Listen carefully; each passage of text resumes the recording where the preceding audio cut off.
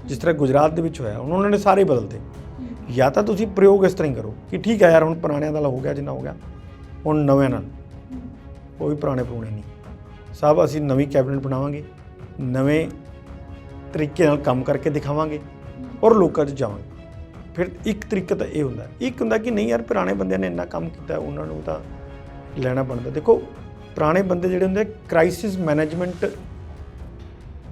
ਦੇ ਲਈ ਬੜੇ ਯੋਗ ਹੁੰਦੇ ਆ ਹੁਣ ਪਤਾ ਹੁੰਦਾ ਵੀ ਜੇ ਕ੍ਰਾਈਸਿਸ ਆ ਗਿਆ ਤਾਂ ਉਹਨੂੰ ਹੱਲ ਕਿਸ ਤਰ੍ਹਾਂ ਕਰਨਾ ਜਿਹੜਾ ਨਵਾਂ ਬੰਦਾ ਹੁੰਦਾ ਉਹ ਉਸ ਤੋਂ ਹੱਲ ਨਹੀਂ ਹੁੰਦਾ ਕਿਉਂਕਿ ਉਹਦੇ ਕੋਲ ਅਨੁਭਵ ਹੀ ਨਹੀਂ ਹੁੰਦਾ ਕਦੀ ਹੁਣ ਹਜੇ ਸਿਰਫ 2 ਦਿਨ ਹੋਏ ਆ ਸੋਮਵਾਰ ਨੂੰ ਉਹਨਾਂ ਨੇ ਟੇਕ ਓਵਰ ਕੀਤਾ ਸੈਰਮਨੀ ਕੱਲ੍ਹ ਦਾ ਦਿਨ ਬੀਤਿਆ ਤੇ ਅੱਜ ਤੀਸਰਾ ਦਿਨ ਹੈ ਉਹਨਾਂ ਦਾ ਅੱਜ ਹੀ BC ਸਮਾਜ ਖੜਾ ਹੋ ਗਿਆ ਠੀਕ ਹੈ ਹੁਣ ਸੁਰਜੀਤ ਸਿੰਘ ਧੀਮਾਨ ਦਾ ਐਡਾ ਵੱਡਾ ਬਿਆਨ ਆਇਆ ਹੈ ਕਿ ਸਾਡੇ ਸਮਾਜ ਨੂੰ ਘੱਟੋ ਘੱਟ 2 ਸੀਟਾਂ ਦਿੱਤੀਆਂ ਜਾਣ ਕੈਬਨਿਟ ਦੇ ਵਿੱਚ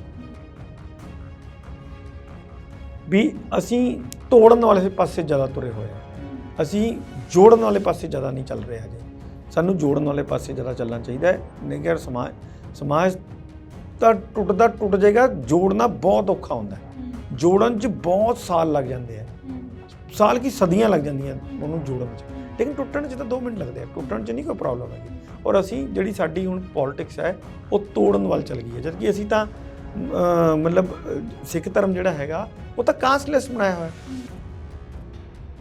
ਜਿਹੜਾ ਪੈਸਾ ਸ਼ਰਾਬ ਤੋਂ ਅਰਨ ਹੁੰਦਾ ਹੈ ਉਹ ਪੋਲੀਟੀਸ਼ੀਅਨਾਂ ਦੀ ਜੇਬਾਂ 'ਚ ਨਹੀਂ ਜਾਊਗਾ ਉਹ ਲੋਕਾਂ ਦੀ ਜੇਬਾਂ 'ਚ ਜਾਊਗਾ ਯਾਨੀ ਕਿ ਸਰਕਾਰ ਦੇ ਖਜ਼ਾਨੇ 'ਚ ਆਊਗਾ ਜਿੱਥੋਂ ਸਰਕਾਰ ਫਿਰ ਲੋਕ ਹਿੱਤਾਂ ਦੀ ਜਿਹੜੀ ਪਾਲਿਸੀਆਂ ਨੇ ਜਾਂ ਕੰਮ ਨੇ ਉਹ ਕਰੇਗੀ ਇਹ ਕੰਮ ਕਰਨ ਵਾਲੇ ਨੇ ਟਰਾਂਸਪੋਰਟ ਤੁਸੀਂ ਦੇਖੋ ਸਾਡੇ ਪੈਰਲਲ ਪ੍ਰਾਈਵੇਟ ਟਰਾਂਸਪੋਰਟ ਚੱਲ ਰਹੀ ਹੈ ਸਾਡੀਆਂ ਬੱਸਾਂ ਦੀ ਹਾਲਤ ਕੀ ਹੈ ਤੇ ਪ੍ਰਾਈਵੇਟ ਬੱਸਾਂ ਦੀ ਹਾਲਤ ਕੀ ਹੈ ਅਸੀਂ ਸਾਡੀ ਇੱਕ ਬੱਸ ਨਵੀਂ ਪੈਂਦੀ ਹੈ ਅਗਲੇ 2 ਸਾਲਾਂ ਬਾਅਦ ਉਹ ਕੰਡਮ ਹੋ ਜਾਂਦੀ ਹੈ ਇੱਕ ਪ੍ਰਾਈਵੇਟ ਸੈਕਟਰ 'ਚ ਇੱਕ ਬੱਸ ਨਵੀਂ ਪੈਂਦੀ ਹੈ ਉਹ ਅਗਲੇ ਸਾਲ 'ਚ ਇੱਕ ਨਵੀਂ ਬੱਸ ਹੋਰ ਖਰੀਦ ਲੈਂਦੇ ਆ ਤਾਂ ਪੈਸਾ ਕਿਉਂ ਕਿਉਂਕਿ ਉਹ ਪੈਸਾ ਇਹਨਾਂ ਦੀ ਜੇਬਾਂ 'ਚ ਜਾ ਰਿਹਾ ਹੈ ਸਾਡੀਆਂ ਕਾਰਪੋਰੇਸ਼ਨਾਂ ਜਿਹੜੀਆਂ ਨੇ ਉਹ ਬਰਬਾਦ ਹੋ ਰਹੀਆਂ ਨੇ ਇਕੱਲੇ ਫਿਰ SC ਵਰਗ ਨਹੀਂ ਇਹ ਕਿਸਾਨਾਂ 'ਤੇ ਵੀ ਉਨੀ ਲਾਗੂ ਹੋਣੀ ਚਾਹੀਦੀ ਹੈ ਕਿਸਾਨਾਂ ਨੂੰ ਵੀ ਤੁਸੀਂ ਕਹੋ ਵੀ ਯਾਰ 5 ਏਕੜ ਤੱਕ ਦੇ ਜਿਹੜੇ ਫਾਰਮਰ ਨੇ ਉਹਨਾਂ ਨੂੰ ਤਾਂ ਅਸੀਂ ਬਿਜਲੀ ਦੇਵਾਂਗੇ ਫ੍ਰੀ ਲੇਕਿਨ 5 ਏਕੜ ਤੋਂ ਜਿਹੜੇ ਉੱਪਰ ਹੋਣਗੇ ਫਿਰ ਉਹਨਾਂ ਨੂੰ ਫ੍ਰੀ ਨਹੀਂ ਮਿਲੇਗੀ ਉਹਨਾਂ ਨੂੰ ਪੂਰੀ ਪੇਮੈਂਟ ਦੇਣੀ ਪਏਗੀ ਔਰ ਉਹ ਪੇਮੈਂਟ ਕਰਨ ਅਸੀਂ ਇਹ ਸਿਸਟਮ ਕਰਾਂਗੇ ਅਗਲੇ 5-10 ਸਾਲ ਦੇ ਵਿੱਚ ਇਹ ਸਿਸਟਮ ਕਰ ਦਾਂਗੇ ਕਿ ਅਸੀਂ ਸੋਲਰ ਐਨਰਜੀ ਦੇ ਉੱਤੇ ਚਲੇ ਜਾਵਾਂਗੇ ਤਾਂ ਕਿ ਜਿਹੜੀ ਫ੍ਰੀ ਬਿਜਲੀ ਹੈ ਉਹ ਫ੍ਰੀ ਰਹੇ ਅਸੀਂ ਸੋਲਰ ਦੇ ਉੱਤੇ ਉਹਨੂੰ ਕਰ ਦਾਂਗੇ ਸਾਰਾ ਸਿਸਟਮ ਤੇ ਉਹ ਸੋਲਰ ਦੇ ਉੱਤੇ ਜਿੰਨਾ ਖਰਚਾ ਆਊਗਾ ਆ ਜਿਹੜੀ ਸਬਸਿਡੀ ਅੱਜ ਖਰਚ ਹੋ ਰਹੀ ਹੈ ਉਹ ਅਸੀਂ ਉਸ 'ਤੇ ਖਰਚ ਕਰਾਂਗੇ ਇੱਕ ਵਾਰ ਸਿਸਟਮ ਬਣ ਜਾਏਗਾ ਤਾਂ ਅਗਲੇ 25-26 ਸਾਲ ਜਿਹੜਾ ਹੈਗਾ ਉਹ ਤੁਹਾਨੂੰ ਫ੍ਰੀ ਬਿਜਲੀ ਹੀ ਮਿਲਦੀ ਰਹੇਗੀ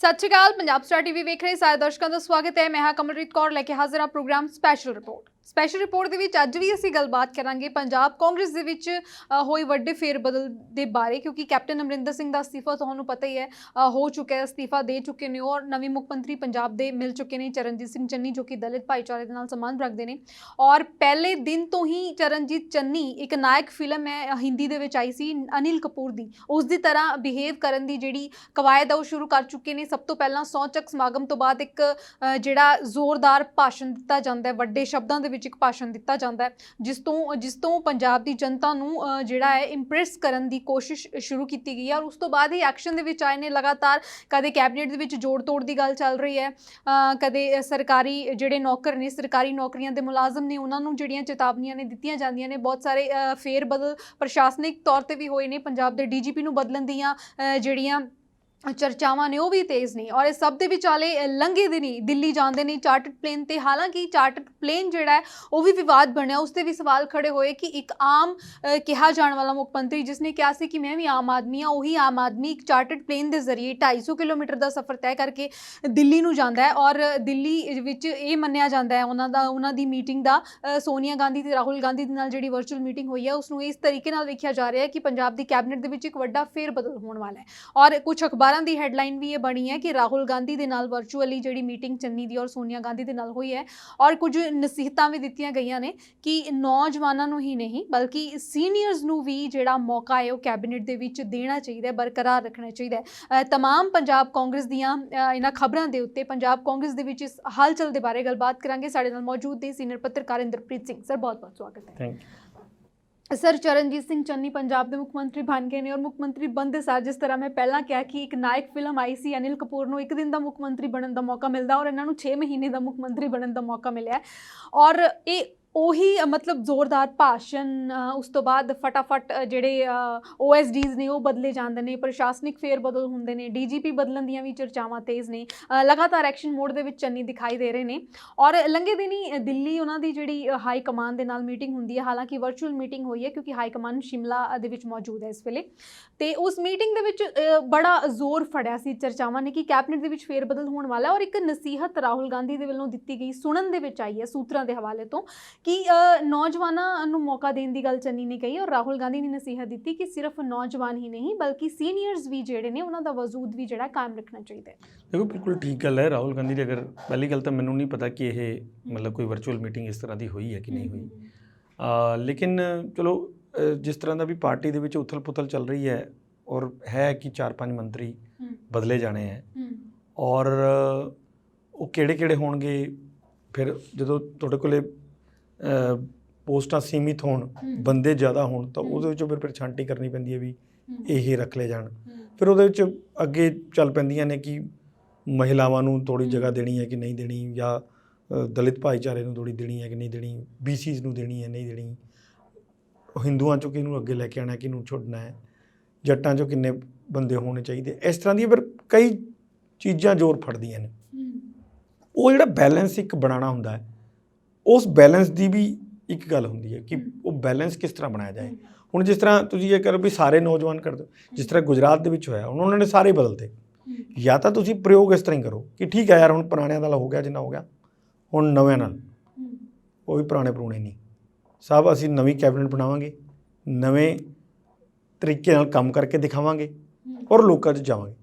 ਫਿਰ ਇੱਕ ਤਰੀਕਾ ਤਾਂ ਇਹ ਹੁੰਦਾ, ਇੱਕ ਹੁੰਦਾ ਕਿ ਨਹੀਂ ਯਾਰ ਪੁਰਾਣੇ ਬੰਦਿਆਂ ਨੇ ਇੰਨਾ ਕੰਮ ਕੀਤਾ ਉਹਨਾਂ ਨੂੰ ਤਾਂ ਲੈਣਾ ਬਣਦਾ। ਦੇਖੋ ਪੁਰਾਣੇ ਬੰਦੇ ਜਿਹੜੇ ਹੁੰਦੇ ਕ੍ਰਾਈਸਿਸ ਮੈਨੇਜਮੈਂਟ ਦੇ ਲਈ ਬੜੇ ਯੋਗ ਹੁੰਦੇ ਆ। ਹੁਣ ਪਤਾ ਹੁੰਦਾ ਵੀ ਜੇ ਕ੍ਰਾਈਸਿਸ ਆ ਗਿਆ ਤਾਂ ਉਹਨੂੰ ਹੱਲ ਕਿਸ ਤਰ੍ਹਾਂ ਕਰਨਾ। ਜਿਹੜਾ ਨਵਾਂ ਬੰਦਾ ਹੁੰਦਾ ਉਹ ਉਸ ਤੋਂ ਹੱਲ ਨਹੀਂ ਹੁੰਦਾ ਕਿਉਂਕਿ ਉਹਦੇ ਕੋਲ ਅਨੁਭਵ ਹੀ ਨਹੀਂ ਹੁੰਦਾ ਕਦੀ, ਜਾਂ ਉਸ ਕ੍ਰਾਈਸਿਸ 'ਚੋਂ ਨਿਕਲਿਆ ਹੀ ਨਹੀਂ ਹੁੰਦਾ ਕਦੇ। ਅਤੇ ਇਸ ਕਰਕੇ ਇਹ ਚੀਜ਼ਾਂ ਬੜੀਆਂ ਜ਼ਰੂਰੀ ਹੁੰਦੀਆਂ ਨੇ, ਖਾਸ ਤੌਰ 'ਤੇ ਜਦੋਂ ਕੈਬਨਿਟ ਦੇ ਵਿੱਚ ਬਿਲਕੁਲ ਯੰਗਸਟਰ ਹੀ ਹੋ ਜਾਣ, ਉਹਨਾਂ ਨੂੰ ਇਹ ਨਹੀਂ ਪਤਾ ਲੱਗਦਾ ਵੀ ਕਰਨਾ ਕੀ ਹੈ। ਤਾਂ ਇਹ ਗੱਲ ਬਹੁਤ ਜ਼ਰੂਰੀ ਹੈ ਕਿ ਤੁਸੀਂ ਬੈਲੈਂਸ ਇੱਕ ਜ਼ਰੂਰ ਬਣਾ ਕੇ ਰੱਖੋ। ਮਤਲਬ ਜਿੰਨੇ ਪੁਰਾਣੇ ਲੀਡਰ ਨੇ ਉਹਨਾਂ 'ਚੋਂ 2-3 ਹੋਣ, ਫਿਰ 2-3 ਵਾਰ ਦੇ MLA ਹੋਣ, ਫਿਰ ਉਸ ਤੋਂ ਬਾਅਦ 1-2 ਵਾਲੇ ਵੀ ਹੋਣ, ਫਰੈਸ਼ ਵਾਲੇ ਵੀ ਬਿਲਕੁਲ ਹੋਣ, ਤਾਂ ਕਿ ਇਹ ਇੱਕ ਪ੍ਰੋਸੈਸ ਹੁੰਦਾ ਵੀ ਜਦੋਂ ਅਗਲੀ ਵਾਰ ਸਰਕਾਰ ਬਦਲੇਗੀ ਤਾਂ ਸਾਰੇ ਜਿਹੜੇ ਪੁਰਾਣੇ ਆ ਉਹ ਨਿਕਲਦੇ ਜਾਣਗੇ ਔਰ ਥੱਲੇ ਵਾਲੇ ਉੱਪਰ ਆਉਂਦੇ ਜਾਣਗੇ। ਇਸ ਤਰ੍ਹਾਂ ਦੇ ਸਿਸਟਮ ਹੀ ਇਸ ਤਰ੍ਹਾਂ ਦੇ ਹੁੰਦੇ ਆ ਬਣਦੇ।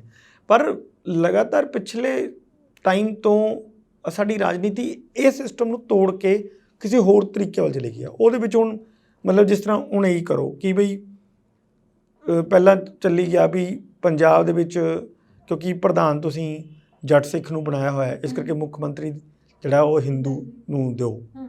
ਪਹਿਲਾਂ ਹਿੰਦੂ ਦਾ ਸੀਗਾ ਕਿ ਉਹ ਹਿੰਦੂ ਜ਼ਿਆਦਾ ਨੇ, 38% ਤੋਂ ਉੱਪਰ ਹਿੰਦੂ ਹੈ ਤਾਂ ਉਹ ਹਿੰਦੂਆਂ ਨੂੰ ਦਿਓ, ਉਹਦੇ 'ਚ ਦਲਿਤ ਵੀ ਆਉਂਦੇ ਆ। ਫਿਰ ਦਲਿਤ ਜਦੋਂ ਇਹ ਗੱਲ ਚੱਲੀ ਤਾਂ ਫਿਰ ਆ ਗਿਆ ਕਿ ਵੀ ਇੱਕੋ ਇੱਕ ਤਾਂ ਸਟੇਟ ਹੈ ਪੰਜਾਬ ਜਿੱਥੇ ਸਿੱਖ ਮਤਲਬ ਬਣਦੇ ਆ, ਬਾਕੀ ਤਾਂ ਕਿਸੇ ਬਣ ਹੀ ਨਹੀਂ ਸਕਦੇ।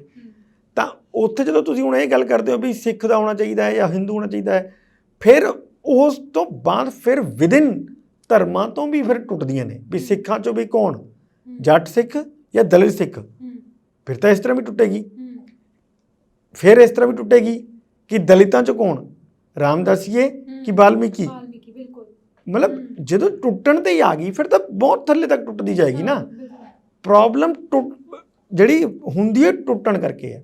ਪ੍ਰੋਬਲਮ ਜਿਹੜੀ ਸਮਾਧਾਨ ਹੁੰਦੇ ਜੋੜਨ ਦੇ ਹੁੰਦੇ ਆ ਕਿ ਤੁਸੀਂ ਸਾਰਿਆਂ ਨੂੰ ਜੋੜੋ ਬਈ ਨਹੀਂ ਅਸੀਂ ਤਾਂ ਸਿਰਫ ਮੈਰਿਟ ਦੇ ਆਧਾਰ 'ਤੇ ਬੰਦਾ ਚੁਣਾਂਗੇ, ਜਿਹੜਾ ਬੰਦਾ ਵਧੀਆ ਹੋਊਗਾ ਉਹਨੂੰ ਚੁਣਿਆ ਜਾਊਗਾ, ਉਹ ਕਰਕੇ ਦਿਖਾਏ, ਉਹ ਸਾਫ਼ ਸੁਥਰਾ ਹੋਏ, ਇਮਾਨਦਾਰ ਹੋਏ, ਕੰਮ ਕਰਨ ਵਾਲਾ ਹੋਏ, ਇਸ ਤਰ੍ਹਾਂ ਦੇ ਬੰਦੇ ਨੂੰ ਅਸੀਂ ਪ੍ਰਾਥਮਿਕਤਾ ਦੇਵਾਂਗੇ, ਉਹ ਚਾਹੇ ਕਿਸੇ ਵੀ ਧਰਮ ਦਾ ਹੋਵੇ, ਕਿਸੇ ਵੀ ਜਾਤੀ ਦਾ ਹੋਵੇ, ਕੋਈ ਮਤਲਬ ਨਹੀਂ ਇਸ ਚੀਜ਼ ਤੋਂ, ਤਾਂ ਫਿਰ ਸਮਾਜ ਜੁੜਦਾ ਹੈ। ਲੇਕਿਨ ਹੁਣ ਤੁਸੀਂ ਤੋੜਨ ਦੇ ਉੱਤੇ ਚਲੇ ਗਏ ਹੋ। ਪਹਿਲਾਂ ਤੁਸੀਂ ਜੱਟ ਸਿੱਖਾਂ ਦੇ ਤੇ ਹਿੰਦੂਆਂ ਨੂੰ ਤੋੜਤਾ ਵੀ ਨਹੀਂ ਸਿੱਖ ਹੀ ਹੋਏਗਾ, ਠੀਕ, ਉਹ 'ਚ ਹਿੰਦੂ ਬਾਹਰ ਹੋ ਗਏ। ਹੁਣ ਤੁਸੀਂ ਕਰਤਾ ਵੀ ਸਿੱਖਾਂ 'ਚ ਵੀ ਨਹੀਂ, ਜੱਟ ਨਹੀਂ, ਹੁਣ ਕਿ ਜੱਟ ਬਹੁਤ ਚਿਰ ਹੋ ਗਏ ਬਣਦਿਆਂ ਨੂੰ, ਹੁਣ ਤੱਕ ਜੱਟ ਹੀ ਬਣਦੇ ਆਏ ਹੈ। ਦਲਿਤਾਂ ਨੂੰ ਦੋ ਮੌਕਾ, ਹੁਣ ਤੁਸੀਂ ਦਲਿਤ ਬਣਾਤਾ। ਹੁਣ ਦਲਿਤਾਂ ਦੇ ਵਿੱਚ ਵਿਦਿਨ ਉਹ ਚੱਲ ਰਿਹਾ ਹੈ ਕਿ ਦਲਿਤ ਕਿਹੜੇ, ਵਾਲਮੀਕੀ ਜਾਂ ਰਾਮਦਾਸੀ ਜਾਂ ਰਵਿਦਾਸੀ, ਕਿਉਂ ਬਣਾਇਆ ਜਾਏਗਾ? ਹੁਣ ਇਹ ਸਾਰੀਆਂ ਚੀਜ਼ਾਂ ਦੇ ਵਿੱਚ ਵੀ ਟੁੱਟੇਗਾ, ਕਿਉਂਕਿ ਜੇ ਹੁਣ ਤੁਸੀਂ ਦਲਿਤ ਨੂੰ ਬਣਾਤਾ, ਉਹ ਕੋਸ਼ਿਸ਼ ਕਰੇਗਾ ਕਿ ਮੈਂ ਆਪਣੇ ਜਿਹੜੇ ਅਧਿਕਾਰੀ ਹੈ ਉਹ ਜ਼ਿਆਦਾ ਤੋਂ ਜ਼ਿਆਦਾ ਮੈਂ ਦਲਿਤ ਲਗਾਵਾਂ, DG ਵੀ ਦਲਿਤ ਲਗਾਵਾਂ, CS ਵੀ ਦਲਿਤ ਲਗਾਵਾਂ, ਇਸ ਤਰ੍ਹਾਂ ਦੀ ਚੀਜ਼ਾਂ ਪੈ ਜਾਏਗੀ। ਫਿਰ ਦੂਸਰੇ ਜਿਹੜੇ ਸਮਾਜ ਦੇ ਵਰਗ ਹੁੰਦੇ ਨੇ ਉਹ ਸੋਚਣ ਲੱਗ ਜਾਂਦੇ ਨੇ ਵੀ ਫਿਰ ਅਸੀਂ ਕੀ ਕਰ ਰਹੇ, ਸਾਡੇ ਸਮਾਜ ਨੂੰ ਕਿਉਂ ਨਹੀਂ ਪ੍ਰਤੀਨਿਧਤਾ ਮਿਲ ਰਹੀ। ਹੁਣ ਹਜੇ ਸਿਰਫ 2 ਦਿਨ ਹੋਏ ਹੈ, ਸੋਮਵਾਰ ਨੂੰ ਉਹਨਾਂ ਨੇ ਟੇਕ ਓਵਰ ਕੀਤਾ ਸੈਰਮਨੀ, ਕੱਲ੍ਹ ਦਾ ਦਿਨ ਬੀਤਿਆ ਤੇ ਅੱਜ ਤੀਸਰਾ ਦਿਨ ਹੈ ਉਹਨਾਂ ਦਾ। ਅੱਜ ਹੀ BC ਸਮਾਜ ਖੜਾ ਹੋ ਗਿਆ, ਠੀਕ ਹੈ। ਹੁਣ ਸੁਰਜੀਤ ਸਿੰਘ ਧੀਮਾਨ ਦਾ ਐਡਾ ਵੱਡਾ ਬਿਆਨ ਆਇਆ ਹੈ ਕਿ ਸਾਡੇ ਸਮਾਜ ਨੂੰ ਘੱਟੋ ਘੱਟ 2 ਸੀਟਾਂ ਦਿੱਤੀਆਂ ਜਾਣ ਕੈਬਨਿਟ ਦੇ ਵਿੱਚ। ਅਸੀਂ 9 ਬੰਦੇ ਹੈਗੇ ਹਾਂ, ਮਤਲਬ ਕਾਂਗਰਸ ਦੇ ਜਿਹੜੇ ਚੁਣੇ ਹੋਏ ਨੁਮਾਇੰਦੇ ਨੇ ਉਹਨਾਂ 'ਚ BC 9 ਨੇ, ਤਾਂ BCਆਂ 'ਚੋਂ 2 ਬੰਦੇ ਜਿਹੜੇ ਹੈਗੇ ਹੈ ਉਹ ਕਹਿੰਦੇ ਵੀ ਸਾਨੂੰ ਉਹਦੇ ਵਿੱਚ ਨੁਮਾਇੰਦਗੀ ਦਿਓ, ਕਿਉਂਕਿ ਅਸੀਂ ਦਲਿਤਾਂ ਦੇ ਬਰਾਬਰ ਦੇ ਹਾਂ। ਜੇ 31% ਉਹ ਨੇ ਤਾਂ ਅਸੀਂ ਵੀ 31% ਹਾਂ। ਤਾਂ ਹੁਣ ਤੁਸੀਂ ਇਹਦਾ ਮਤਲਬ ਫਿਰ ਤੋੜੋਗੇ ਅੱਗੇ ਹੀ ਹੋਰ। ਪਹਿਲਾਂ ਇਕੱਲਾ ਸਿੱਖ ਧਰਮ ਨੂੰ ਤਾਂ ਕਰ ਲਿਆ ਵੀ ਹਿੰਦੂ ਨਹੀਂ ਸਿੱਖ, ਸੁਣ ਸਿੱਖਾਂ ਦੇ ਵਿੱਚ ਜੱਟ ਨਹੀਂ ਦਲਿਤ, ਦਲਿਤਾਂ ਦੇ ਵਿੱਚ ਹੁਣ ਅੱਗੇ OBC। ਹੁਣ ਇਸ ਤਰ੍ਹਾਂ ਦੀਆਂ ਜਿਹੜੀਆਂ ਕਵਾਇਦਾਂ ਹੋਣਗੀਆਂ ਉਹਦੇ ਵਿੱਚ ਸਮਾਜ ਹੋਰ ਟੁੱਟੇਗਾ। ਇਹ ਮੈਨੂੰ ਲੱਗਦਾ ਕਿ ਅਸੀਂ ਦਿਸ਼ਾ ਜਿਹੜੀ ਹੈ ਗਲਤ ਪਕੜ ਲਈ ਹੈ। ਦਿਸ਼ਾ ਗਲਤ ਇਸ ਦੇਖੋ ਤੁਸੀਂ ਜਦੋਂ ਠੀਕ ਹੈ ਸਰ, ਇਹਨੂੰ ਮੈਨੂੰ ਬਣਾਓ ਵੀ ਇਹੀ ਲੱਗਦਾ ਕਿਉਂਕਿ ਅਕਾਲੀ ਦਲ ਦੇ ਵੀ ਸਿੱਖ ਮੁੱਖ ਮੰਤਰੀ ਰਹੇ ਨੇ ਔਰ ਕੈਪਟਨ ਵੀ ਸਿੱਖ ਰਹੇ ਨੇ, ਪਹਿਲਾਂ ਵੀ ਤਾਂ ਪੰਜਾਬ 'ਚ ਜਿੱਤਦੇ ਹੀ ਆਏ ਨੇ। ਬਿਲਕੁਲ ਇਸੇ ਤਰ੍ਹਾਂ ਜਦੋਂ ਮਤਲਬ ਹੁਣ ਇੱਕ ਪਹਿਲੀ ਵਾਰ ਹੈ ਕਿ ਤੁਸੀਂ ਇੱਕ ਸਮਾਜ ਨੂੰ ਮਤਲਬ ਠੀਕ ਹੈ ਦਲਿਤ ਸਮਾਜ ਨੂੰ ਤੁਸੀਂ ਮੌਕੇ ਮਤਲਬ ਤੁਸੀਂ ਇਹਦੇ ਲਈ ਇੱਦਾਂ ਵੀ ਕਰ ਸਕਦੇ ਹੋ ਵੀ ਐਤਕੀ ਜੱਟ ਬਣ ਗਿਆ ਤਾਂ ਯਾਰ ਅਗਲੀ ਵਾਰ ਇਹਨੂੰ ਬਣਾ ਲਓ, ਫਿਰ ਕਿਸੇ ਹੋਰ ਨੂੰ, ਤਾਂ ਕਿ ਸਭ ਨੂੰ ਮੌਕਾ ਮਿਲਦਾ ਰਹੇ। ਪਰ ਜਦੋਂ ਅਸੀਂ ਏਕਾਧਿਕਾਰ ਕਰਦੇ ਨੇ ਨਾ ਕਿਸੇ ਚੀਜ਼ ਦਾ ਵੀ ਨਹੀਂ ਜੱਟਾਂ ਤੋਂ ਇਲਾਵਾ ਕਿਸੇ ਨੂੰ ਨਹੀਂ ਸੋਚਣਾ, ਤਾਂ ਫਿਰ ਬੰਦੇ ਦੂਜੇ ਜਿਹੜੇ ਹੈਗੇ ਆ ਉਹ ਵਿਅਥਿਤ ਹੁੰਦੇ ਆ। ਉਹਨਾਂ ਨੂੰ ਲੱਗਦਾ ਵੀ ਯਾਰ ਸਾਨੂੰ ਸਿਰਫ ਦਰੀਆਂ ਝਾੜਨ ਵਾਸਤੇ ਰੱਖ ਰਿਹਾ ਰੈਲੀਆਂ ਦੀਆਂ, ਵੀ ਅਸੀਂ ਰੈਲੀਆਂ ਕਰਾਤੀਆਂ, ਭੀੜਾਂ ਵਧਾਉਣ ਵਾਸਤੇ ਰੱਖ ਲਿਆ, ਵੋਟਾਂ 'ਚ ਅਸੀਂ ਸਭ ਤੋਂ ਜ਼ਿਆਦਾ ਹੁੰਦੇ ਹਾਂ। ਦੇਖੋ ਜਿਹੜਾ ਸ਼ਹਿਰ ਦੇ ਜੇ ਬੰਦੇ ਤੇ ਤੁਸੀਂ ਲਗਾਓਗੇ, ਸ਼ਹਿਰ ਦੇ ਕਿੰਨੇ ਕੁ ਬੰਦੇ ਵੋਟਿੰਗ ਕਰਨ ਜਾਂਦੇ ਆ, ਪਿੰਡਾਂ ਦੇ ਮੁਕਾਬਲੇ ਤਾਂ ਉਹ ਸਾਡੇ ਤੋਂ ਘੱਟ ਹੁੰਦੇ ਆ। ਫਿਰ ਉਸ 'ਚੋਂ ਪੜ੍ਹੇ ਲਿਖੇ ਤੇ ਤੁਸੀਂ ਉਹਦੇ 'ਚ ਕਲਾਸੀਫਿਕੇਸ਼ਨ ਕਰ ਲਓ, ਜਿੰਨੇ ਮਤਲਬ ਸੈਮੀ ਇਲਿਟਰੇਟ ਨੇ ਉਹ ਤੋਂ ਜਿਹੜੇ ਪੜ੍ਹੇ ਲਿਖੇ ਨੇ ਉਹਨਾਂ 'ਚ ਦੇਖਿਓ ਇਹ ਜ਼ਿਆਦਾ ਹੋਣਗੇ। ਇਹ ਤਾਂ N ਬਲਾਕ ਚੱਲਦੇ ਆ ਵੀ ਜੇ ਇੱਕ ਬਸਤੀ ਦੇ ਵਿੱਚ 100 ਹੈ ਤਾਂ ਹੋ ਸਕਦਾ ਕਿ 98 ਵੋਟ ਕਰਕੇ ਆਣ, ਪਰ ਇੱਕ ਵੱਡੇ ਚੰਡੀਗੜ੍ਹ ਦੇ ਸੈਕਟਰ 11 ਦੇ ਵਿੱਚ ਤੁਸੀਂ ਕਰ ਲਓ ਜਾਂ 8 ਜਾਂ 9 ਸੈਕਟਰਾਂ ਵਾਲੇ ਕਰ ਲਓ, ਇਹਨਾਂ ਦੀਆਂ ਵੋਟਾਂ ਕੱਢ ਕੇ ਦੇਖੋ ਨਾ ਕਿ ਕਿੰਨੀਆਂ ਨੇ, ਕਿੰਨੇ %, ਕਦੀ 7%, ਕਦੀ 8%, ਇਸ ਤੋਂ ਵੱਧ ਤਾਂ ਵੋਟਿੰਗ ਨਹੀਂ ਹੁੰਦੀ ਕਦੇ। ਤਾਂ ਇਹ ਚੀਜ਼ਾਂ ਜਿਹੜੀਆਂ ਨੇ ਇਹ ਵੀ ਕਾਊਂਟ ਹੁੰਦੀਆਂ ਨੇ ਵੀ ਸਰਕਾਰ ਬਣਾਉਣ ਤਾਂ ਸੀ, ਲੋਕ ਚਲਾਉਣ 'ਚ ਤੁਸੀਂ ਵੀ ਜਦੋਂ ਤਾਂ ਬਣਾਉਣਾ ਹੈ, ਮੁੱਖ ਮੰਤਰੀ ਬਣਾਉਣਾ ਹੈ ਤਾਂ 10 ਸੈਕਟਰ ਦੇ ਵਿੱਚ ਰਹਿੰਦੇ ਹੋਏ ਕੈਪਟਨ ਅਮਰਿੰਦਰ ਸਿੰਘ ਨੂੰ ਬਣਾਓ, ਪਰ ਜਦੋਂ ਵੋਟਾਂ ਪਾਉਣੀਆਂ ਤਾਂ ਫਿਰ ਇਹ ਬਸਤੀਆਂ 'ਚ ਪਾਓ। ਇਹ ਚੀਜ਼ਾਂ ਜਿਹੜੀਆਂ ਨੇ ਨਾ ਇਹ ਚੀਜ਼ਾਂ ਮਤਲਬ ਹੁਣ ਮੈਨੂੰ ਲੱਗਦਾ ਹੈ ਕਿ ਨਹੀਂ ਚੱਲਣਗੀਆਂ। ਅਸੀਂ ਟਰਾਂਸਫਾਰਮੇਸ਼ਨ ਦੇ ਉਸ ਦੌਰ ਵੱਲ ਚੱਲ ਪਏ ਹਾਂ, ਪਰ ਮੈਨੂੰ ਇਹਦੇ ਵਿੱਚ ਜਿਹੜੀ ਸਭ ਤੋਂ ਵੱਡੀ ਇੱਕ ਕਮੀ ਲੱਗਦੀ ਹੈ ਉਹ ਇਹ ਲੱਗਦੀ ਹੈ ਵੀ ਅਸੀਂ ਤੋੜਨ ਵਾਲੇ ਪਾਸੇ ਜ਼ਿਆਦਾ ਤੁਰੇ ਹੋਏ ਹਾਂ, ਅਸੀਂ ਜੋੜਨ ਵਾਲੇ ਪਾਸੇ ਜ਼ਿਆਦਾ ਨਹੀਂ ਚੱਲ ਰਹੇ ਹਜੇ। ਸਾਨੂੰ ਜੋੜਨ ਵਾਲੇ ਪਾਸੇ ਜ਼ਿਆਦਾ ਚੱਲਣਾ ਚਾਹੀਦਾ ਹੈ। ਨਹੀਂ ਕਿ ਸਮਾਜ ਤਾਂ ਟੁੱਟਦਾ ਟੁੱਟ ਜਾਏਗਾ, ਜੋੜਨਾ ਬਹੁਤ ਔਖਾ ਹੁੰਦਾ ਹੈ। ਜੋੜਨ 'ਚ ਬਹੁਤ ਸਾਲ ਲੱਗ ਜਾਂਦੇ ਆ, ਸਾਲ ਕੀ ਸਦੀਆਂ ਲੱਗ ਜਾਂਦੀਆਂ ਉਹਨੂੰ ਜੋੜਨ 'ਚ, ਲੇਕਿਨ ਟੁੱਟਣ 'ਚ ਤਾਂ 2 ਮਿੰਟ ਲੱਗਦੇ ਆ। ਟੁੱਟਣ 'ਚ ਨਹੀਂ ਕੋਈ ਪ੍ਰੋਬਲਮ ਹੈਗੀ। ਔਰ ਅਸੀਂ ਜਿਹੜੀ ਸਾਡੀ ਹੁਣ ਪੋਲਿਟਿਕਸ ਹੈ ਉਹ ਤੋੜਨ ਵੱਲ ਚੱਲ ਗਈ ਹੈ, ਜਦਕਿ ਅਸੀਂ ਤਾਂ ਮਤਲਬ ਸਿੱਖ ਧਰਮ ਜਿਹੜਾ ਹੈਗਾ ਉਹ ਤਾਂ ਕਾਸਟਲੈਸ ਬਣਾਇਆ ਹੋਇਆ। ਜੇ ਮੇਰਾ ਇੱਕ ਬੜੀ ਇੰਟਰਸਟਿੰਗ ਉਹ ਦੱਸਦਾ, ਇੱਕ ਪੋਸਟ ਕਿਸੇ ਦਿੱਲੀ ਦੇ ਕਿਸੇ ਅਖਬਾਰ ਦੇ ਉਹਨੇ ਐਡੀਟਰ ਨੇ ਪਾਤੀ ਕਿ ਪੰਜਾਬ ਦੇ ਵਿੱਚ ਦਲਿਤ ਸਿੱਖ ਬਣਾਤਾ। ਹੁਣ ਜਿਹੜੇ ਪੰਜਾਬ ਤੋਂ ਬਾਹਰ ਲੋਕ ਰਹਿੰਦੇ ਨੇ ਉਹ ਇਸ ਗੱਲ ਤੇ ਬੜੇ ਹੈਰਾਨ, ਉਹ ਪੋਸਟਾਂ ਤੁਸੀਂ ਦੇਖੋ ਉਹ ਦੇਖੋ, ਹਾਂ ਉਹ ਕਹਿੰਦੇ ਵੀ ਸਿੱਖਾਂ 'ਚ ਵੀ ਦਲਿਤ ਹੁੰਦੇ ਆ, ਵੀ ਸਿੱਖ ਤਾਂ ਹੈ ਹੀ ਕਾਸਟਲੈਸ। ਬਿਲਕੁਲ, ਮਤਲਬ ਉਹਨਾਂ ਲੋਕਾਂ ਨੇ ਪਤਾ ਹੀ ਨਹੀਂ ਕਿ ਹਾਂ ਸਾਡੇ 'ਚ ਵੀ ਦਲਿਤ ਹੈਗੇ ਆ, ਬਿਲਕੁਲ, ਜਦ ਕਿ ਸਾਡੇ ਗੁਰੂਆਂ ਨੇ ਕਾਸਟਲੈਸ ਕੀਤਾ ਹੋਇਆ। ਪਰ ਅਸੀਂ ਉਹੀ ਆਰਕਸ਼ਣ ਦੇ ਵੀ ਕਿਉਂਕਿ ਨੌਕਰੀਆਂ 'ਚ ਸਾਨੂੰ ਆਰਕਸ਼ਣ ਚਾਹੀਦਾ ਹੈ, ਸਾਨੂੰ ਸਾਰਾ ਚੀਜ਼ਾਂ 'ਚ ਆਰਕਸ਼ਣ ਚਾਹੀਦਾ, ਤਾਂ ਅਸੀਂ ਕਹਿਤਾ ਵੀ ਨਹੀਂ, ਚਾਹੇ ਅਸੀਂ ਸਿੱਖ ਧਰਮ ਨੂੰ ਤਾਂ ਮੰਨਾਂਗੇ ਪਰ ਜਾਤੀ ਨੂੰ ਵੀ ਮੰਨਾਂਗੇ, ਜਾਤ ਸਾਡੀ ਪਹਿਲਾਂ ਹੈ। ਤਾਂ ਇਹਦਾ ਮਤਲਬ ਅਸੀਂ ਖੁਦ ਹੀ ਤੋੜਨਾ ਨਹੀਂ ਚਾਹੁੰਦੇ। ਇਹ ਸਾਡੀਆਂ ਵੱਡੀਆਂ ਪ੍ਰੋਬਲਮਸ ਨੇ। ਮੈਨੂੰ ਲੱਗਦਾ ਕਿ ਜਿਹੜੀ ਹੁਣ ਕੈਬਨਿਟ ਦਾ ਜਿਹੜਾ ਗਠਨ ਹੋਣਾ ਉਹਦੇ 'ਚ ਇਹ ਸਭ ਤੋਂ ਵੱਡੀ ਪ੍ਰੋਬਲਮ ਹੋਊਗੀ, ਕਿਉਂਕਿ ਤੁਸੀਂ ਸ਼ੁਰੂਆਤ ਹੀ ਇਸ ਤੋਂ ਕੀਤੀ ਹੈ। ਹੁਣ ਜਿੰਨੇ ਜੱਟ ਨੇ ਉਹ ਕਹਿਣਗੇ ਸਾਡੇ ਜ਼ਿਆਦਾ ਬੰਦੇ ਆ, ਠੀਕ, ਜਿੰਨੇ ਹਿੰਦੂ ਨੇ ਉਹ ਕਹਿਣਗੇ ਵੀ ਸਾਡੀ ਤਾਂ ਨੁਮਾਇੰਦਗੀ ਬੜੀ ਘੱਟ ਹੈ, ਸਾਡੇ 38% ਆ, ਸਾਨੂੰ ਤਾਂ ਦਿੱਤੀਆਂ ਹੀ 2 ਪੋਸਟਾਂ ਨੇ। ਇਹ ਸਾਰੀਆਂ ਡਰਾਉਣ ਵਾਲੀਆਂ ਚੀਜ਼ਾਂ ਹੁੰਦੀਆਂ ਨੇ। ਮੈਨੂੰ ਲੱਗਦਾ ਕਿ ਇਹਨਾਂ ਚੀਜ਼ਾਂ ਦਾ ਕੋਈ ਫਰਕ ਨਹੀਂ ਪੈਂਦਾ ਹੁੰਦਾ। ਤੁਸੀਂ ਸਭ ਨੂੰ ਦਿਓ, ਜੇ ਹੁਣ 17 ਬੰਦੇ ਨੇ, 17 ਬੰਦਿਆਂ 'ਚ ਸਾਰਿਆਂ ਨੂੰ ਮੌਕਾ ਦਿਓ ਵੀ ਆਹ ਦੇ 2 ਲੈ ਲਿਓ, ਜਿੰਨੀ ਉਹਦੀ ਹੈਗੀ ਉਹਦੀ ਨੁਮਾਇੰਦਗੀ ਉਸ ਤਰ੍ਹਾਂ ਦੇ ਦਿਓ, ਪਰ ਮੈਰਿਟ ਨਾ ਉਸ 'ਚ ਹੋਵੇ ਵੀ ਇਹ ਨਾ ਹੋਵੇ ਵੀ ਇੱਕ ਜਾਤੀ ਦੇ ਬੰਦੇ ਤਾਂ ਬਹੁਤ ਨੇ, ਉਹ ਕੀ ਨਾਮ ਹੈ, ਜਾਤੀ ਦੀ ਆਬਾਦੀ ਤਾਂ ਬਹੁਤ ਹੈ ਲੇਕਿਨ ਉਹਦੇ ਬੰਦੇ ਨਹੀਂ ਹੈ, ਤਾਂ ਫਿਰ ਉੱਥੇ ਮੈਰਿਟ ਨਾ ਉਹ ਕਰੋ। ਤੁਸੀਂ ਮੈਰਿਟ ਨੂੰ ਥਾਂ ਪਹਿਲਾਂ ਦੇਣੀ ਪਊਗੀ, ਮੈਰਿਟ ਇਗਨੋਰ ਨਹੀਂ ਹੋਣੀ ਚਾਹੀਦੀ। ਸੋ ਇਹ ਜਿਹੜਾ ਕੈਬਨਿਟ ਦੇ ਵਿੱਚ ਹੁਣ ਤੁਸੀਂ ਕਹਿ ਰਹੇ ਹੋ ਕਿ ਨਵੇਂ ਬੰਦੇ ਆਉਣੇ ਚਾਹੀਦੇ ਆ, ਉਹ ਕੋਸ਼ਿਸ਼ ਹੈ। ਹੁਣ 3-4 ਮਹੀਨੇ ਰਹਿੰਦੇ ਆ, ਦਸੰਬਰ ਤੱਕ ਹੈ ਟਾਈਮ, ਸਤੰਬਰ ਤੁਸੀਂ ਦੇਖੋ ਆਲਮੋਸਟ ਬੀਤ ਗਿਆ, ਅਕਤੂਬਰ, ਨਵੰਬਰ, ਦਸੰਬਰ। ਮੇਰਾ ਖਿਆਲ ਹੈ ਕਿ ਤੁਸੀਂ ਕਹਿ ਰਹੇ ਹੋ 6 ਮਹੀਨੇ, ਮੇਰਾ ਖਿਆਲ ਹੈ ਕਿ 3 ਮਹੀਨੇ ਰਹਿ ਗਿਆ, ਉਸ ਤੋਂ ਬਾਅਦ ਤਾਂ ਕੋਡ ਹੀ ਲੱਗ ਜਾਣਾ ਹੈ। ਫਿਰ ਤਾਂ ਤੁਹਾਡੇ ਕੋਲ ਤਾਂ ਕੰਮ ਕਰਨ ਲਈ ਹੈ ਨਹੀਂ, ਤੁਹਾਡੇ ਕੋਲ ਕੰਮ ਕਰਨ ਲਈ ਸਿਰਫ 90 ਦਿਨ ਹੈ।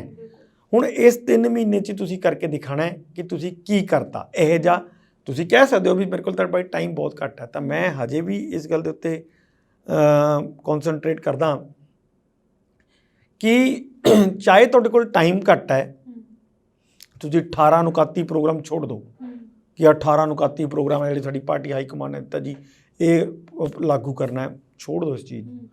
ਤੁਸੀਂ ਸਿਰਫ ਔਰ ਸਿਰਫ 2 ਵੱਡੀਆਂ ਚੀਜ਼ਾਂ 'ਤੇ ਹੱਥ ਪਾਓ ਜਿਹੜੀ ਇਹ ਮੈਸੇਜ ਦੇ ਸਕੇ ਕਿ ਤੁਸੀਂ ਜਿਹੜਾ ਪ੍ਰੈਜ਼ੈਂਟ ਨੈਕਸਸ ਹੈ ਉਹਨੂੰ ਤੋੜਨ ਲਈ ਕੰਮ ਕਰ ਰਹੇ ਹੋ। ਤਾਂ ਮੈਨੂੰ ਲੱਗਦਾ ਕਿ ਉਹਦਾ ਜਿਹੜਾ ਇੱਕ ਮੈਸੇਜ ਵਿਆਪਕ ਰੂਪ ਦੇ ਵਿੱਚ ਜਿਹੜਾ ਜਨਤਾ ਦੇ ਵਿੱਚ ਜਾਊਗਾ ਔਰ ਉਹਦਾ ਅਸਰ ਤੁਹਾਨੂੰ ਜਿਹੜੀਆਂ 3 ਮਹੀਨੇ ਬਾਅਦ ਫਿਰ ਵੋਟਾਂ ਹੋਣੀਆਂ ਨੇ ਉਹ 'ਤੇ ਲਾਜ਼ਮੀ ਤੌਰ 'ਤੇ ਨਜ਼ਰ ਆਊਗਾ। ਪਰ ਜੇ ਤੁਸੀਂ ਸਿਰਫ ਕਹਿਣੀ ਔਰ ਕਥਨੀ 'ਚ ਫਰਕ ਰੱਖਣਾ ਹੈ, ਜਿਸ ਤਰ੍ਹਾਂ ਕੱਲ੍ਹ ਹੀ ਤੁਸੀਂ ਕਿਹਾ, ਪਰਸੋਂ ਤੁਸੀਂ ਕਿਹਾ ਵੀ ਇਹ ਮੇਰੀ ਪਾਰਟੀ ਆਮ ਆਦਮੀ ਪਾਰਟੀ ਦੀ ਸਰਕਾਰ ਹੋਊਗੀ, ਗਰੀਬ ਲੋਕਾਂ ਦੀ ਸਰਕਾਰ ਹੋਊਗੀ, ਬੰਦਿਆਂ ਦੀ ਸਰਕਾਰ ਹੋਊਗੀ, ਪਰ ਤੁਸੀਂ ਖੁਦ 16 ਸੀਟਰ ਚਾਰਟਰਡ ਦੇ ਵਿੱਚ ਦਿੱਲੀ ਜਾ ਕੇ ਮੈਸੇਜ ਦੇ ਰਹੇ ਹੋ। ਉਹ ਕਿਹਨੇ ਬੁੱਕ ਕੀਤਾ ਹੈ? ਕੀ ਉਹ ਸਰਕਾਰ ਨੇ ਬੁੱਕ ਕੀਤਾ? ਅਗਰ ਉਹ ਸਰਕਾਰ ਨੇ ਬੁੱਕ ਕੀਤਾ ਤਾਂ ਵੀ ਠੀਕ ਹੈ। ਮੈਂ ਕਹਿੰਦਾ ਵੀ ਸਰਕਾਰ ਤੁਹਾਡਾ ਹੈਲੀਕਾਪਟਰ ਪਾਰਟੀ ਦੀ ਸੇਵਾ ਕਰ ਰਿਹਾ ਜਿਹੜਾ ਸਰਕਾਰ ਦਾ ਹੈਗਾ, ਤਾਂ ਤੁਸੀਂ ਸਰਕਾਰ ਦੇ ਉਸ 'ਚੋਂ ਪ੍ਰਾਈਵੇਟ ਇੱਕ ਜੈਟ ਹਾਇਰ ਕਰ ਲਿਆ, ਪਰ ਉਹ ਸਰਕਾਰ ਨੇ ਕੀਤਾ ਨਹੀਂ ਕੀਤਾ। ਇਹ ਪਤਾ ਕਰਨ ਵਾਲੀ ਗੱਲ ਹੈ ਕਿ ਉਹਦੇ ਪੈਸਾ ਕਿਹਨੇ ਦਿੱਤਾ ਹੈ, ਕੀ ਕਿਸੇ ਇੰਡਸਟਰੀਲਿਸਟ ਨੇ ਦਿੱਤਾ? ਸੁਣਨ ਚਾਹੇ ਸਰ 10 ਲੱਖ ਰੁਪਏ ਇੱਕ ਦਿਨ, 10 ਤੋਂ 15 ਮੈਂ ਕਹਿੰਦਾ ਜੀ ਪੈਸਾ ਤਾਂ ਕੋਈ ਮਾਇਨੇ ਹੀ ਨਹੀਂ ਰੱਖਦਾ। ਐਡੀ ਵੱਡੀ ਸਟੇਟ ਵਾਸਤੇ 5 ਜਾਂ 10 ਲੱਖ ਰੁਪਏ ਮਾਇਨੇ ਨਹੀਂ ਰੱਖਦੇ। ਮਾਇਨੇ ਰੱਖਦੇ ਆ ਕਿ ਉਹਦੀ ਪੇਮੈਂਟ ਕਿਹਨੇ ਕੀਤੀ ਹੈ, ਕੀ ਕਿਸੇ ਵੱਡੇ ਇੰਡਸਟਰੀਲਿਸਟ ਨੇ ਕੀਤੀ ਹੈ? ਅਗਰ ਉਹਨੇ ਕੀਤੀ ਹੈ ਤਾਂ ਕਿਉਂ ਕੀਤੀ ਹੈ ਫਿਰ ਇੰਡਸਟਰੀਲਿਸਟ ਨੇ? ਕੀ ਉਸ ਸੇਵਾ ਦੇ ਭਾਵ 'ਚ ਤੁਸੀਂ ਕੋਈ ਹੋਰ ਵੱਡੀ ਡੀਲ ਤਾਂ ਨਹੀਂ ਕੀਤੀ, ਸੇਵਾ ਉਹਨੂੰ ਦੇਣਾ ਚਾਹੁੰਦੇ ਹੋ? ਬਿਲਕੁਲ। ਜੇ ਵੱਡੀ ਸੇਵਾ ਉਹਨੂੰ ਦੇਣਾ ਚਾਹੁੰਦੇ ਹੋ ਤਾਂ ਫਿਰ ਤੁਸੀਂ ਇਹ ਕਿਉਂ ਕਿਹਾ ਵੀ ਇਹ ਆਮ ਆਦਮੀ ਪਾਰਟੀ ਦੀ ਸਰਕਾਰ ਹੈ, ਆਮ ਲੋਕਾਂ ਦੀ ਸਰਕਾਰ ਹੈ, ਗਰੀਬ ਲੋਕਾਂ ਦੀ ਸਰਕਾਰ?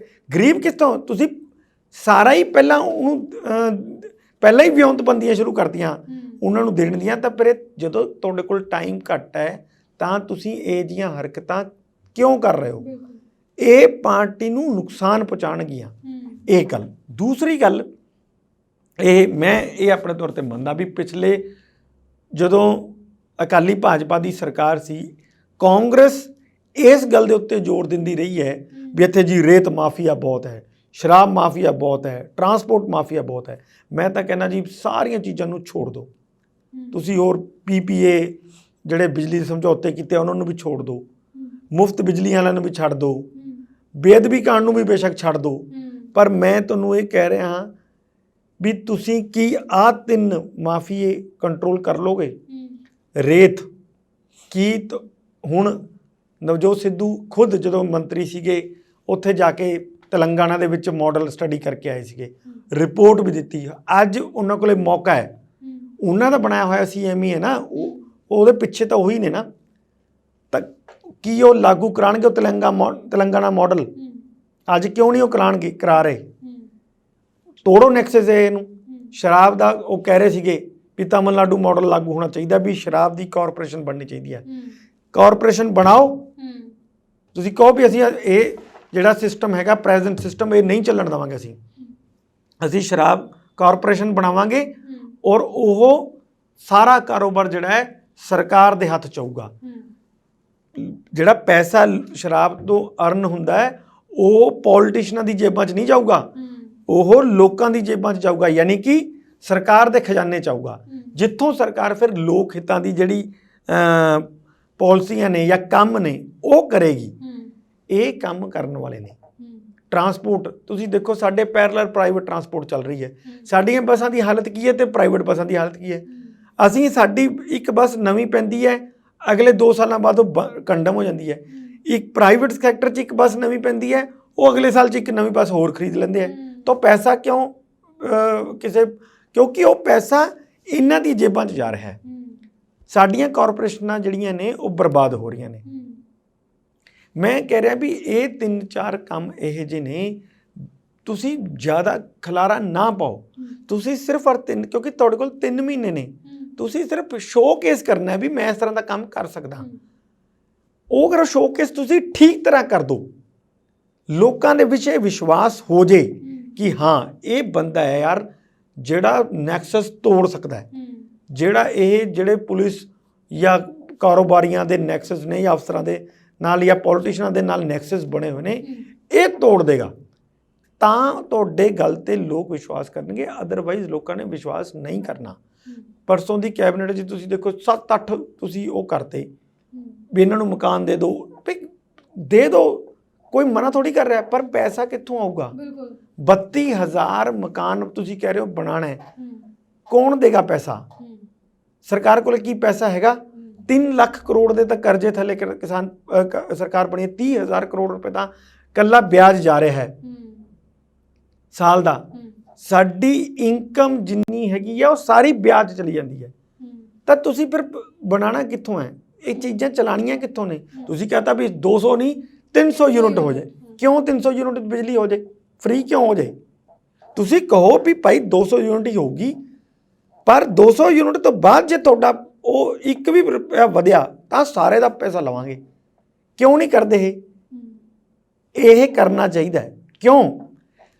200 ਯੂਨਿਟ ਸਿਰਫ ਉਸ ਬੰਦੇ ਦਾ ਖਪਤ ਹੋਊਗੀ ਜਿਹੜਾ ਐਕਚੁਅਲੀ ਗਰੀਬ ਹੈ, ਉਹਨਾਂ ਦੀ ਨਹੀਂ ਹੋਊਗੀ। ਜਿਨ੍ਹਾਂ ਦੇ ਘਰੇ 3-3 4-4 AC ਵੀ ਚੱਲ ਰਹੇ ਨੇ, ਉਹਨਾਂ ਦੀ ਨਹੀਂ ਹੋਊਗੀ।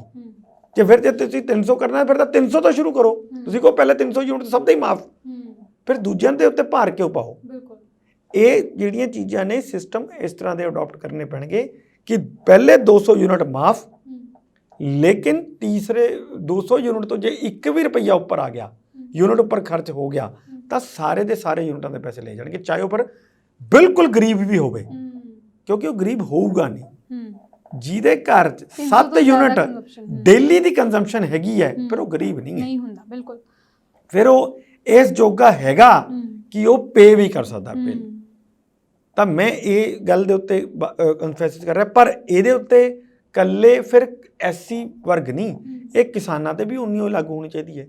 ਕਿਸਾਨਾਂ ਨੂੰ ਵੀ ਤੁਸੀਂ ਕਹੋ ਵੀ ਯਾਰ 5 ਏਕੜ ਤੱਕ ਦੇ ਜਿਹੜੇ ਫਾਰਮਰ ਨੇ ਉਹਨਾਂ ਨੂੰ ਤਾਂ ਅਸੀਂ ਬਿਜਲੀ ਦੇਵਾਂਗੇ ਫ੍ਰੀ, ਲੇਕਿਨ 5 ਏਕੜ ਤੋਂ ਜਿਹੜੇ ਉੱਪਰ ਹੋਣਗੇ ਫਿਰ ਉਹਨਾਂ ਨੂੰ ਫ੍ਰੀ ਨਹੀਂ ਮਿਲੇਗੀ, ਉਹਨਾਂ ਨੂੰ ਪੂਰੀ ਪੇਮੈਂਟ ਦੇਣੀ ਪਏਗੀ ਔਰ ਉਹ ਪੇਮੈਂਟ ਕਰਨ।